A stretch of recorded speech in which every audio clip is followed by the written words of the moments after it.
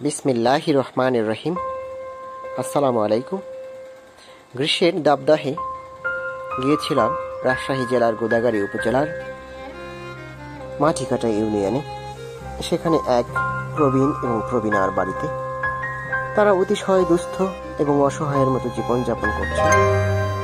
তাদের এটি মাটির জাঁতা, পাথর দিয়ে তৈরি এবং কাঠ দিয়ে তৈরি। এই জাঁতাতেই তারা কলাই ভাঙিয়ে আটা তৈরি করেন, সেই আটা দিয়ে রুটি তৈরি করেন। এছাড়াও গমের আটা এখান থেকে তৈরি করা হয়, চাল গুঁড়ো করা হয়। পাশেই দেখতে পাচ্ছেন তার ছেলের বিল্ডিং, কিন্তু সেখানে বাবা মার স্থান হয়নি। বাবা মার স্থান হয়েছে এখানে একটি ভগ্ন প্রায় টিনের ঘর, যার মধ্যেই মুরগির খোয়ার, হাঁসের খোয়ার, কবুতরের খোয়ার, ধান রাখার জালা, কোলা, ঝুড়ি, কূপের উপরে মুরগির শেল্টার, এছাড়াও এই যে মাটির বিশেষ ধরনের ধান রাখার পাত্র, আর অধিকাংশই মাটির তৈরি আসবাবপত্র।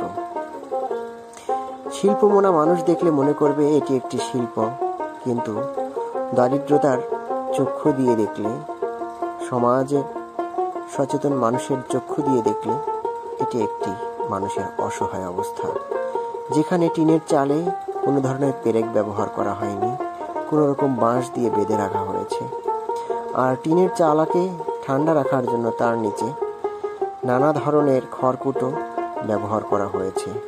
বাড়িতে একটি লেবু গাছ এবং বেশ কিছু সজনে ডাঁটা গাছ রয়েছে। এই টিনের চালা দিয়ে বৃষ্টির দিনে পানি পড়ে, ঘরের মধ্যে সূর্যের আলো প্রবেশ করে। এছাড়াও এখানে দেখতে পাচ্ছেন যে শীতের দিন হাড় কাঁপানো শীত, পদ্মা নদীর তীরে এখানে হু হু করে বাতাস ঢুকে পড়ে। আর এই প্রবীণা এই বারান্দায় অবস্থান করেন। ভিতরে একটি তাদের থাকার জায়গা রয়েছে, কিন্তু কোনোটাই উন্নত নয়। তাদের কাপড় চোপড় রাখা হয় একটি আড়ের ওপর। বাড়ির বাইরের দিকটা দেখেন শন এবং বিভিন্ন খড়কুটো, বাঁশের কঞ্চি, বাঁশের ফালটা দিয়ে তৈরি করা হয়েছে।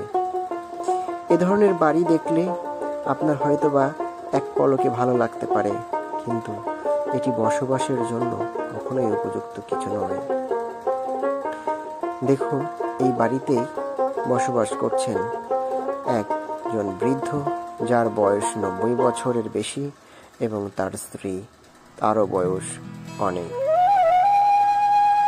আর পাশেই দেখছেন তার ছেলে একটি ডুপ্লেক্স বাইরে তৈরি করছেন। বাবা মার দিকের জানালাটাও বন্ধ করে দিয়েছেন। আর এটি বাবা মার টয়লেট। কি একটি বাজে পরিবেশ!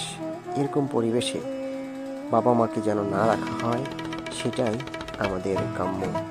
সবাই ভালো থাকবেন, বাবা মার যত্ন নেবেন এবং বাবা মার দোয়া নিয়ে দুনিয়া ছেড়ে চলে যাবেন, এটাই আমাদের প্রত্যাশা। ভালো থাকবেন সবাই। আল্লাহ হাফেজ। আবারও দেখা হবে।